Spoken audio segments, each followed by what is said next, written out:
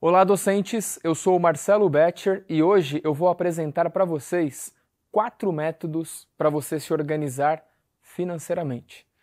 Mas antes da gente começar o vídeo, eu quero te pedir 2 coisas. A primeira, se inscreve aqui abaixo no nosso canal e a segunda, compartilha com todos aqueles e aquelas que você achar que precisa ouvir essa mensagem.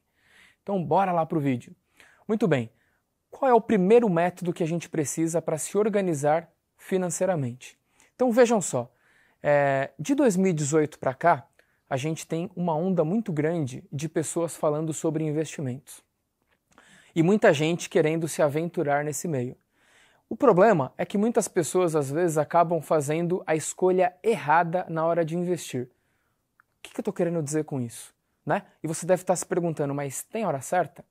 E eu vou dizer assim, que a hora certa é agora, mas tem um ponto que você precisa observar. Se você estiver numa condição de endividamento muito grande, eu preciso te dar uma informação importante. Nenhuma remuneração que você venha ter no mercado vai ser de maneira sistematicamente maior do que aquilo que você paga de juros. Então, assim, é fundamental que você esteja organizado para você pensar em investir. E por que eu estou dizendo isso? Porque, eventualmente, se você estiver endividado e colocar um dinheiro agora, pode ser que você precise depois e aí você vai acabar tendo algum tipo de prejuízo. Então, o primeiro ponto e o mais significativo do vídeo de hoje é pague suas dívidas, né? E eu queria trazer aqui um outro contexto, uma outra reflexão que é muito importante. Que é assim, como eu falei para vocês, os juros ele sempre vai ser maior do que qualquer remuneração que você venha a ter. Mas eu queria fazer um gancho aqui com uma discussão que nós tivemos num outro vídeo sobre o cartão de crédito. Muitas vezes as pessoas acabam tendo, por uma questão cultural de não saber usar, as pessoas às vezes preferem pagar tudo no débito e à vista e às vezes perdem a oportunidade de ter alguma remuneração com o cartão de crédito. Então assim, se você está endividado, saiba que o cartão ele pode ser uma ferramenta útil para você ganhar tempo na hora de você pagar as suas contas. Então, o desafio aqui é não ficar ansioso.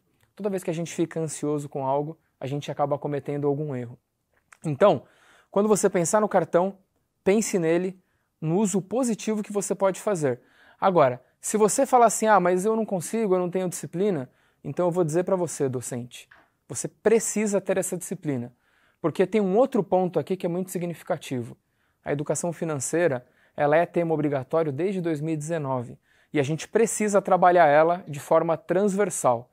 E, embora a gente tenha tido essa pandemia que atrapalhou um pouco o nosso contexto, mas esse é um tema que ele será e ele já é obrigatório do ponto de vista de lei. Então o que ocorre?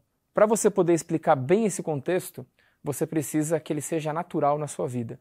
Então, se apropriar da educação financeira e tornar a sua vida financeira saudável é fundamental até para que você tenha autoridade na hora de falar sobre esse tema. Então, o primeiro método, pague todas as suas dívidas. Aí, o segundo método, que antes de apresentá-lo, eu vou fazer uma conversa retórica aqui com você. Você deve estar se perguntando, mas eu estou endividado, como que eu começo a pagar as minhas dívidas? Pois bem, e aí a gente entra no segundo método. Vejam só, a gente muitas vezes, às vezes por preguiça, às vezes por desconhecimento, a gente acaba cometendo um erro que ele é fatal para a nossa saúde financeira, que é permitir que os juros compostos ajam contra a gente. Né? O que eu quero dizer com isso? Vejam só, se você faz um mau uso, por exemplo, do seu cheque especial, você vai pagar facilmente entre 10% e 15% por mês por tudo aquilo que você não devolver para o banco no prazo estabelecido. Ou seja, se você usar R$1.000 e deixar aquele valor em aberto, quando a sua próxima remuneração cair, ele já vai tirar de 100 a 150, vai desaparecer porque você vai estar pagando por aquele serviço utilizado. Se você faz o mau uso do cartão de crédito e não paga toda a fatura, o que acontece? A mesma coisa. Quando você for pagar a próxima, ele vem tudo aquilo que você deve, daquilo que você consumiu efetivamente, e mais uma parcela de juros por aquilo que você deixou de pagar, que também varia muito facilmente de 11% a 15%. Então o que ocorre? Se você está endividado, se você percebe que está sem saída, qual que é a principal sugestão que a gente dá nesse tipo de situação? Procure um empréstimo que vá te cobrar um juros menor. Então, por exemplo, se você hoje tem a condição de ter um consignado, você consegue, por exemplo, facilmente pegar toda essa dívida, fazer um único empréstimo e ser cobrado 1,80%, no máximo até 3% por mês, enquanto que no rotativo do cartão ou no cheque especial você paga de 10 a 15.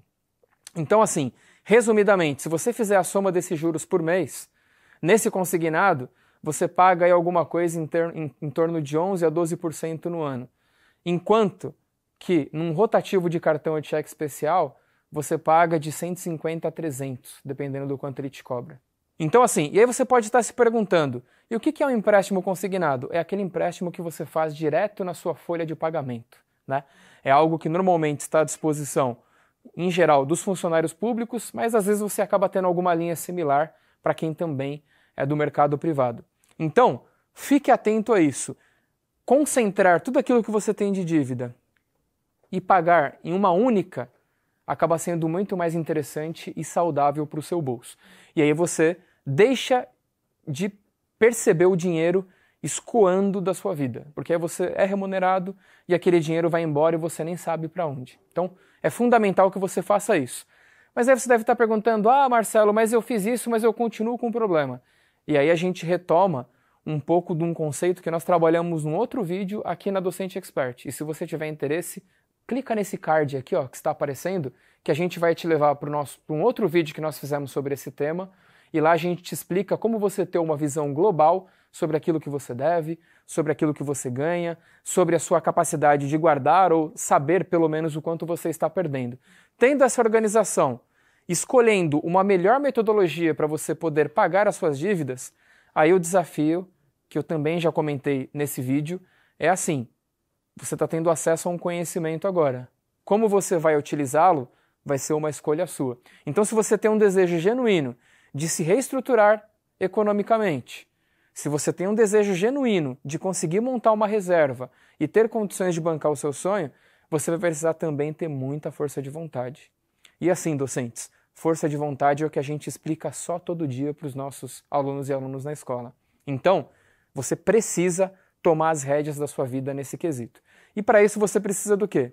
De conhecimento, a gente está te oferecendo aqui, e você precisa de disciplina para poder manter isso e constância. Se você não tiver esses 3 elementos, você dificilmente vai conseguir melhorar a sua vida nos aspectos financeiros. Então, escolha bem qual vai ser a dívida que você vai manter e tente concentrar todas as outras. E a partir daí, tenha força de vontade para resistir ao consumo barato que o mercado nos oferece só o tempo todo, porque a gente é bombardeado por possibilidades. Mas você precisa elencar quais são as suas prioridades e o que você efetivamente quer para a sua vida. Terceiro ponto, que é muito importante, que é um conceito que a gente deve perseguir. Vejam só, hoje, na melhor das hipóteses, se você tiver com a tua vida financeira organizada, você age a partir desse conceito que eu vou explicar agora, que basicamente é assim, receitas menos despesa igual investimento ou igual ficar no vermelho. Essa é a realidade da maior parte das pessoas hoje. Então assim, no Brasil hoje, pelo menos 70% está no receita menos despesa igual ficar no vermelho. Uma parte menor está no receita menos despesa igual investimento. Agora, o que você deve almejar para a sua vida? E veja, eu estou falando aqui de uma construção que a gente não faz de uma hora para outra. É uma construção que a gente precisa fazer no médio e longo prazo, que é a seguinte, você precisa pensar em receitas menos investimentos igual despesas. Ou seja, se você conseguir chegar nesse jeito, digamos assim, nesse estilo de vida, podemos dizer, você vai ter uma vida não só saudável, mas como você vai ter a segurança para dar os passos que você precisa na sua vida profissional e pessoal. Então, ter essa visão global, ter essa organização, ela é fundamental.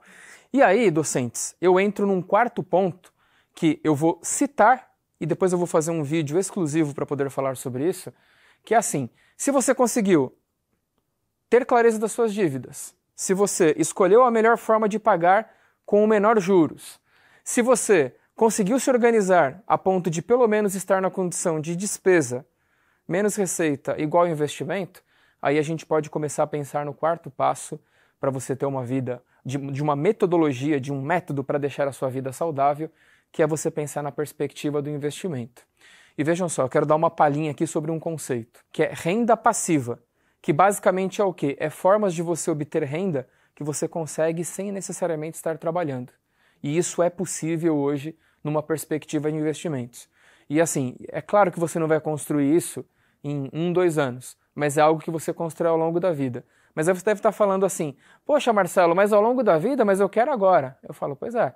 Só que se você fizer isso agora, daqui a 15, 20 anos, você vai ter uma situação bacana, muitas vezes quase com um segundo salário à sua disposição. Se você não fizer, você não só não vai ter, como você vai ter que ficar pensando na possibilidade do INSS. E nós sabemos hoje como isso vem sendo tratado, não só no Brasil, mas mundo afora. Então, assim, é uma perspectiva que deixa a gente numa condição muito deficitária. Então, pensa bem nisso. Mas qual que é o quarto ponto efetivamente? É você pensar aí em classes de investimentos. Classes que vão tornar e que vão te dar uma remuneração maior sobre aquilo que você está investindo. Então, esse é um ponto fundamental. Hoje nós temos 2 tipos de investimentos, basicamente, no Brasil. 2 tipos de classes de ativos.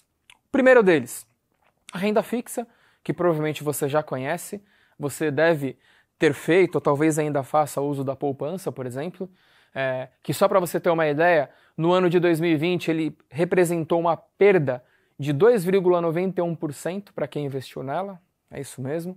Então se você investiu R$1.000 na poupança, você perdeu 29 ao longo do ano, olha só. Você tem outras classes, você tem CDBs, que é quando basicamente o banco te dá a possibilidade de ele tomar um empréstimo com você, ele deixa o seu dinheiro preso e te remunera, por exemplo. E você tem outros tipos de investimento que são as classes mais interessantes no contexto atual, que é o investimento em renda variável. Ou seja, é aquela renda que você entra não sabendo quando você vai ganhar efetivamente, mas que no médio e longo prazo tem se mostrado uma estratégia extremamente vencedora. E se vocês fizerem uma análise de todos aqueles e aquelas que estão bem estruturados financeiramente, não só para quem trabalha, mas para quem está em grandes grupos empresariais, todos eles investem em modalidades de ação, em modalidades de fundos imobiliários, em classes de ativo que efetivamente remuneram muito bem os investidores. Então, ter clareza sobre esse tipo de investimento, ele é fundamental. Bom, no nosso próximo vídeo, eu vou explicar melhor para você sobre renda variável, renda fixa e como obter a tão desejada renda passiva, que sem dúvida nenhuma é o desejo de todo mundo, né? E só para te falar que assim, se você pensar lá nos nossos avós, às vezes os nossos pais, o jeito mais fácil da gente perceber renda passiva é por meio de aluguel de imóveis. Você tem ele e você ganha uma remuneração cedendo ele a terceiros. Mas eu vou mostrar para você que você não precisa nem de tanto dinheiro assim para obter alguma renda passiva, para começar. Mas aí a gente vai conversar no nosso próximo vídeo. E olha só, docente, se você gostou desse vídeo, eu peço para que você comente aqui. Se você não gostou, também expresse aqui a sua crítica, que a gente vai conversar. Mas assim, para nós é fundamental que você dê uma devolutiva se você gostou ou não desse vídeo. E aí eu peço de novo para você, compartilhe com todos e aquelas que você acha que precisa ouvir essa mensagem.